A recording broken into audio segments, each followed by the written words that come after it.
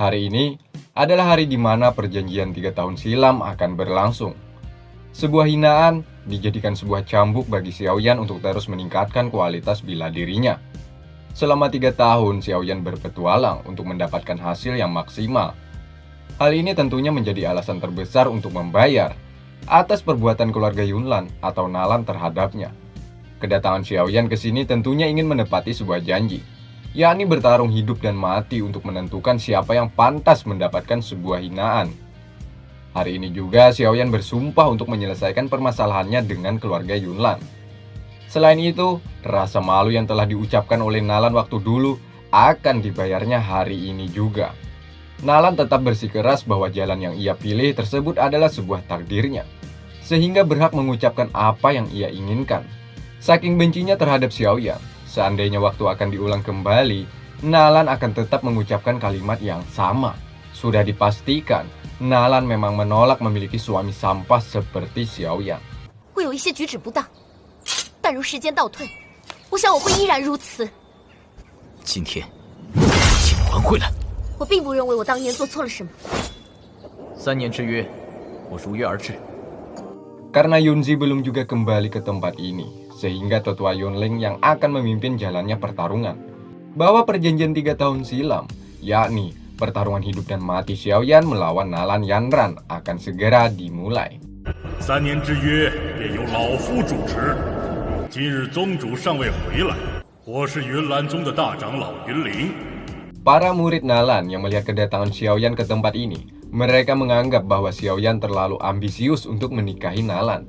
Sebab mereka semua sangat yakin dengan kekuatan Nalan saat ini, pemuda sampah yang bernama Xiaoyan akan dikalahkan dengan mudah.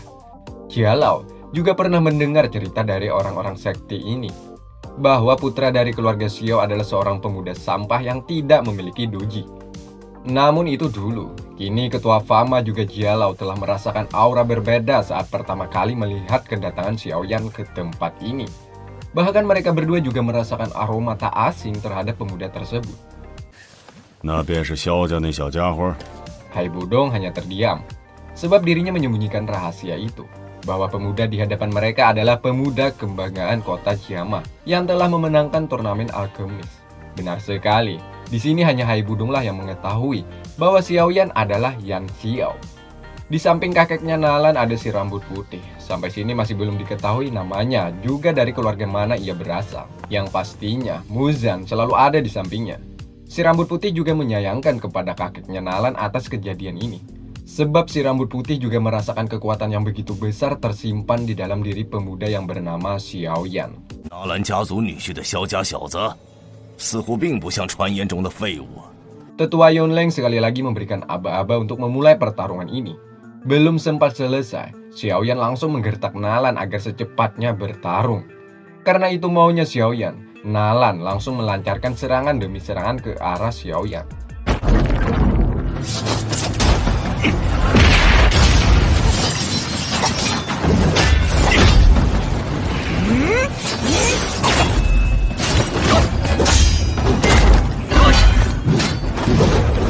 Keduanya sama-sama memiliki kekuatan yang setara. Nalan menggunakan pedang pemberian Yunzi, sementara Xiaoyan menggunakan pedang pemberian Yaolao. Tebasan demi tebasan, mereka lepaskan secara bergantian. Saat itu juga, mereka sama-sama mampu menghalaunya.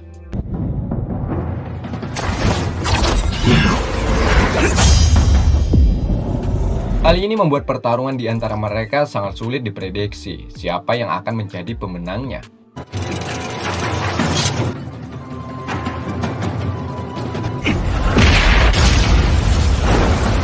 Di sela-sela pertarungan, Xiaoyan memuji keterampilan Nalan bertarung. Atas kekuatan yang dimiliki Nalan seperti ini, dia memang pantas menjadi ketua sekte Cloud Mystery. Seusai memuji, Xiaoyan langsung menyerangnya. Sebuah pujian adalah hinaan bagi Nalan, sehingga ia mengeluarkan salah satu jurus andalannya, yakni roh angin. Hal itu tak membuat Xiaoyan kesulitan. Dengan santai Xiaoyan menghindar.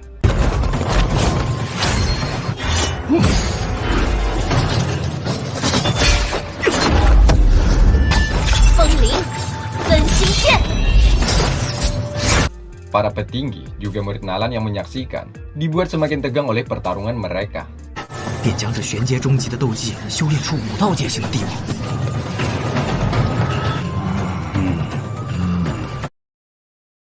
Jurus roh angin membuat pedang milik Nalan tambah banyak. Saat itu pedang tersebut mengarah ke tubuh Xiaoyan. 既然这样，那便硬接。我修炼了近2年，也不过才4道啊，这刚开始。 Xiaoyan juga tak ingin kalah. Dirinya tak ingin main-main lagi. Menggunakan kecepatannya, Xiaoyan mampu menerobos ke jantung pertahanan Nalan. Nalan terkena serangan Octano. 突然快了这么多，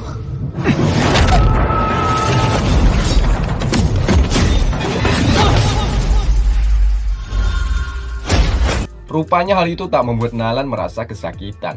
Dirinya masih mampu berdiri tegap. Hal itu disebabkan karena Nalan bukan wanita kaleng-kaleng. Dirinya sudah terlatih akan serangan tersebut, sehingga tak ada luka maupun kerusakan di tubuhnya. 这并没有给纳兰嫣人造成多大的伤害。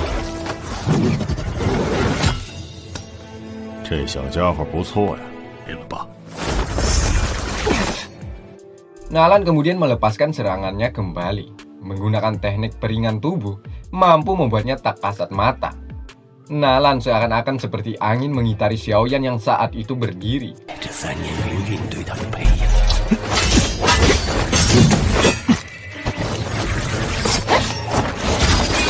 这么快就追上云岚宗重点培。 Lalu Xiaoyan juga tak ingin dipermainkan seperti ini.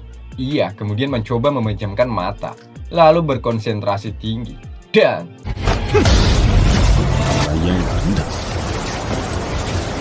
keberadaan Nalan diketahui olehnya. Sementara si tangan kanan Nalan yang melihat jurus seperti itu, ia mulai ingat dan mengenalinya. Yap, Xiaoyan waktu dulu pernah melakukan teknik seperti ini. Namun ia masih ragu, dikarenakan Xiaoyan waktu itu wajahnya tertutup kain. Melihat kekuatan lawannya seperti ini, Nalan akhirnya mengakui bahwa Xiaoyan telah berubah drastis, yakni menjadi pemuda yang begitu kuat. Meski begitu, hari ini Nalan sangat yakin akan mengalahkannya. Ya, kekuatan Nalan sudah mencapai Du Grandmaster. Ya, Du Grandmaster. 真的很让我意外。看来这3年，你确实变了。 Sementara Yunzi, saat itu dirinya tergesa-gesa menuju ke sekte untuk menghadiri perjanjian 3 tahun silam. Namun dirinya saat di jalan terganggu oleh bayang-bayang hitam. 3年之约应该已经开始了吧？ Kembali ke jalannya pertarungan. Wanggu sedikit terlambat datang ke tempat ini. Di sini ia juga bertemu dengan Hai Budong untuk pertama kalinya. Betapa segannya Wanggu saat berhadapan dengan Kaisar Es ini. Sedangkan Xiaoyan dan Nalan sama-sama mengeluarkan kekuatannya untuk saling serang satu sama lain.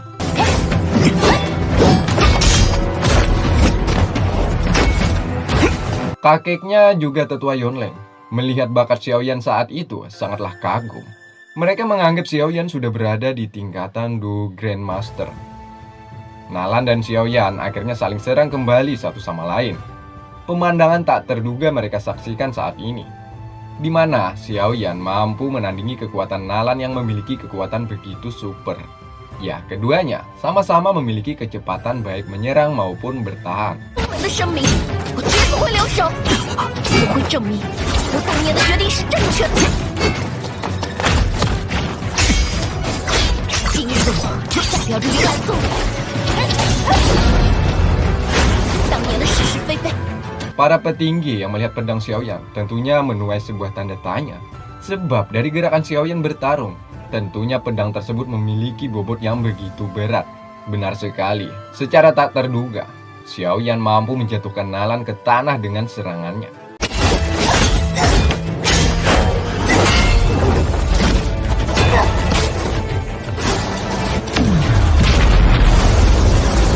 Hal ini membuat Nalan merasa malu karena dirinya dijatuhkan oleh Xiaoyan yang pada dasarnya hanyalah pemuda sampah.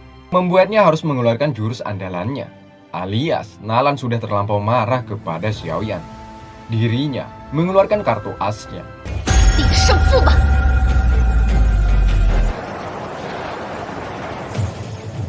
终于使用底牌了吗？这个萧家小子真的很强啊！ Melihat situasi seperti ini, mau tidak mau, Xiaoyan juga harus mengeluarkan kartu asnya, yakni kekuatan inti api. Atas hal ini, membuat semuanya pun mengetahui bahwa Yan Xiao yang mereka kenal, ternyata dia adalah Xiaoyan. 把大家都耍了，燕萧就是萧炎。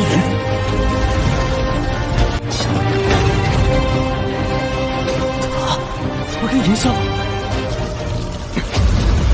Begitupun dengan Nalan, dirinya juga mengetahui bahwa lawannya adalah Yan Xiao. Dengan tangan gemetar, Nalan memegang pedangnya mengarahkan ke arah Xiaoyan. Hal ini terasa mimpi baginya, sebab ia sempat jatuh hati terhadap Yan Xiao, pemuda hebat di bidang alkemis. Ternyata dia adalah Xiaoyan. Karena ini adalah sebuah pertarungan hidup dan mati, Nalan pura-pura tidak mengetahui hal itu. Dirinya kemudian mengumpulkan semua energinya. Xiaoyan hanya menggunakan teratai api untuk menyerang Nalan, sehingga terjadi huru-hara di atas langit yang disebabkan teratai tersebut. 准备好了，去吧。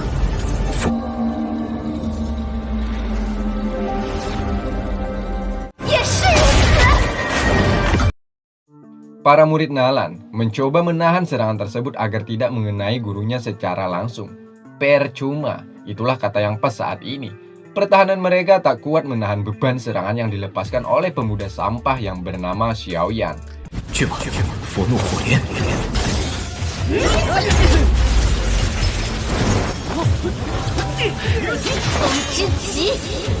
Tiba-tiba, Nalan terluka dan jatuh. Diiringi dengan Xiaoyan sambil mengatakan bahwa hubungan antara keduanya berakhir di sini. Saat kata terakhir terucap, saat itulah Xiaoyan langsung melepaskan sebuah pukulannya ke arah Nalan. 弟儿有所看低你，事实已经证明。 Membuat semua orang yang ada di sini tak percaya dengan kekuatan Xiaoyan saat ini, coy. Di usia muda, Xiaoyan sudah mencapai tingkatan begitu tinggi. Atas kekalahannya, Nalan pun menyadari perbuatan yang ia lakukan 3 tahun silam telah melampaui batas. Dirinya pun meminta maaf kepada Xiaoyan juga ayahnya Xiaozan. Atas kekalahannya juga, Nalan merasa malu dan ingin mengakhiri hidupnya dengan menggorokkan pedang ke leher. Saat itulah Xiaoyan datang dan menahannya. Sekali lagi Xiaoyan mengatakan bahwa perjanjian 3 tahun sudah berakhir, maka tidak ada lagi sebuah penyesalan yang tertanam di dalam hati. Sekali lagi, Xiaoyan mengambil kertas perjanjian pernikahan antara keduanya, kemudian membakarnya sambil berucap, hari ini sudah dipastikan hubungan antara keduanya tidak ada lagi. Dan Xiaoyan pun pergi melangkah meninggalkan arena ini. Kata itu sudah cukup untuk membayar kesombongan Nalan waktu itu, di mana pemuda yang dikenalnya sebagai seorang sampah berubah drastis menjadi pemuda perkasa sungguh luar biasa. Ya, Xiaoyan sangat puas karena hari ini ia mampu membayar semua ucapan Nalan waktu silam. Selain itu, ia patut berterima kasih kepadanya. Seandainya tidak dihina olehnya, bisa saja Xiaoyan tak sekuat yang saat ini, coy. Tiba-tiba, si tangan kanan Nalan mencoba mengungkit masa lalu, di mana ia mengatakan Mo Cheng telah dibunuh oleh Xiaoyan. Ya, Mo Cheng, salah satu orang penting dalam dunia bisnis sekte ini.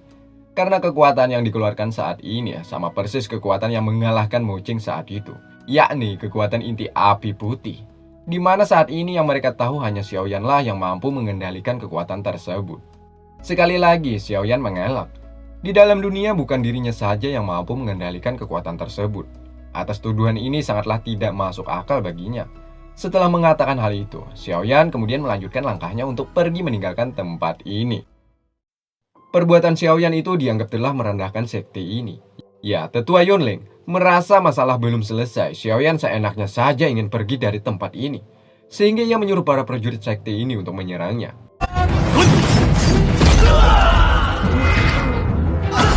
Namun para prajurit ini tak ada apa-apanya bagi Xiaoyan.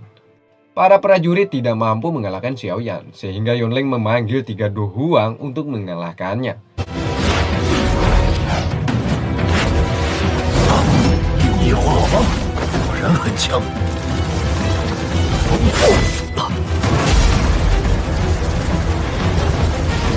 Di sini Nalan mencoba membela Xiaoyan. Ya, jika memang benar Xiaoyan membunuh Mo Cheng, kenapa dirinya cukup lama untuk mengalahkanku? Secara akal, jika Xiaoyan mengalahkan Mo Qing, seharusnya mengalahkan Nalan hanya cukup hitungan detik saja. Namun Yonleng tak mendengarkan pembelaan Nalan tersebut. Dirinya terus memerintahkan ketiga Du Huang untuk membunuh Xiaoyan. 萧炎， 3位斗王强者， Ya, ketua Fama yang melihat Xiaoyan dalam masalah, dirinya dilema. Niat hati ingin menolong Xiaoyan, sebab guil mereka berhutang budi terhadapnya. Namun di lain sisi, jika ia menolongnya, maka hubungan antara guilnya dengan sekte ini akan luntur. Alhasil, ketua Fama hanya bisa menyaksikan pertarungan ini. 击杀墨城时的那种实力，想必今日也只能有，就算是我也要被拖延上一阵。 Di mana keselamatan Xiaoyan saat ini berada di ujung tanduk. Dirinya sudah terkurung oleh serangan mereka.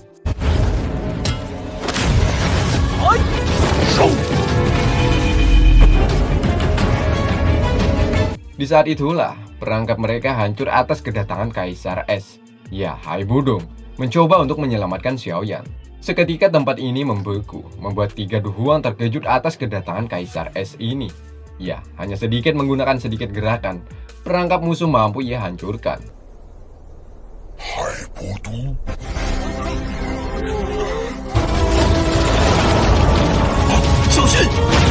Ketua Fama juga Jialau semakin penasaran akan kedekatan Xiaoyan dengan Hai Budong ini. Andai saja tidak ada Hai Budong, mungkin bencana akan didapat oleh Xiaoyan. Sehingga mereka ingin melarikan dari tempat ini. Ya, karena Xiaoyan tak ingin terlalu lama-lama lagi di tempat ini. Karena dirinya menganggap urusannya sudah selesai di sini coy. Namun usaha untuk melarikan diri sedikit sulit. Dikarenakan para prajurit sekte ini sangatlah banyak yang sudah bersiap menyerang mereka berdua. Atas perintah Yonleng, para prajurit langsung membentuk formasi. Di mana formasi ini digadang-gadang siapapun yang sudah menjadi sasaran mereka, maka tak akan mampu selamat lagi. Hai Budong dan Xiaoyan sudah terjebak di perangkap ini. Meski Hai Budong mampu menjatuhkan ketiga Du Huang, namun ia tak mampu untuk menembus dinding yang mengurungnya. Rupanya tiga Du Huang ini terus saja ingin menyerang mereka berdua. Sehingga Hai Budong menyuruh Xiaoyan untuk bersembunyi dulu ke tempat aman. Hai Budong akhirnya melakukan pertarungan melawan ketiga musuh sekaligus.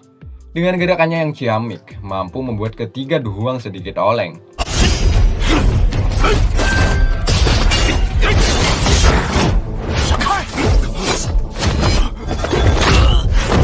Sementara Xiaoyan, rupanya keselamatannya juga terancam. Dirinya malah diserang oleh Yonleng. Ya, dengan kecepatannya, Xiaoyan pun akhirnya mencoba untuk lari dari kejaran tetua ini.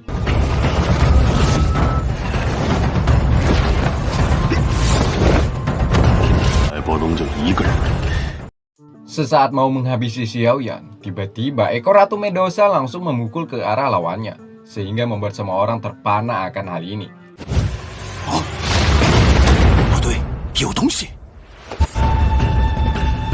Ya, mereka yang menyaksikan hal ini tentunya berasumsi bahwa kekuatan yang barusan keluar itulah pembunuh Mo Qing yang sebenarnya. Kemudian Xiaoyan memberikan ular kecil ini pil kesukaannya. Dengan lahap, ular tersebut meminumnya dan ular kecil ini berubah menjadi ular raksasa.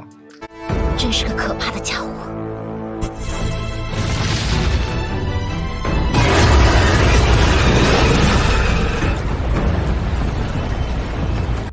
Di mana di dalam diri ular tersebut terdapat roh Ratu Medusa. Untuk kesekian kalinya, semua yang menyaksikan hal ini terkejut tak percaya akan kekuatan yang disembunyikan Xiaoyan. Hai Budong melawan tiga Du Huang. Di sini Hai Budong mengeluarkan kekuatan esnya untuk menyerang mereka.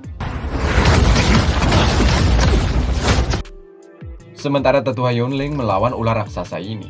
Di sini pertarungan sangatlah sengit. Keduanya sama-sama memiliki kekuatan di atas rata-rata. Serangan demi serangan bergantian mereka lepaskan. Namun pada akhirnya, ular ini lebih agresif daripada tetua. Sehingga tetua mampu dijatuhkan ke dasar tanah.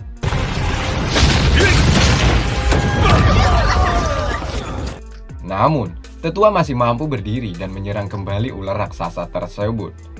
Sementara Xiaoyan dirinya terus saja dikejar oleh prajurit yang ingin menangkapnya. Akhirnya semuanya pun kembali saling kejar-kejaran. Di sini Hai Budong merasa frustasi, terpaksa dirinya bertindak kasar terhadap tiga Du Huang ini. Tetua Yonleng mencoba menangkap Xiaoyan. Xiaoyan karena tak ingin membuat masalah lagi, dirinya terus lari dari kejaran tetua. Namun karena situasi yang memaksanya seperti ini, Akhirnya, Xiaoyan mulai merasakan kekuatan besar datang dalam dirinya. Xiaoyan tak lari lagi. Dirinya malah menghadang tetua dan menyerang balik. Betapa mengejutkannya. Tetua Yunling terhempas akan serangan Xiaoyan.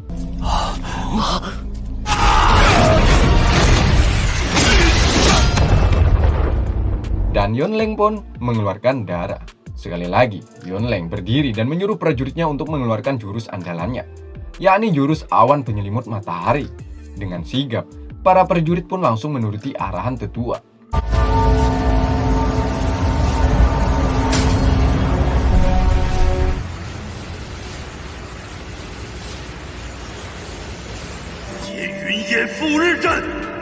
Kemudian para prajurit lainnya meminjamkan kekuatannya untuk digabungkan ke dalam diri tetua. Betapa mengerikannya kekuatan tetua saat ini. Terlihat seluruh kekuatan terkumpul di tangan tetua Yunling. Tak banyak bicara lagi, ia langsung melepaskan serangannya ke arah Xiaoyan.